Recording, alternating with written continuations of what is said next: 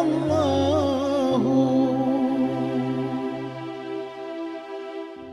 يا خالق الأكوان يا رباه، يا واحدا لا نرتجي إلا هو، يا من تريد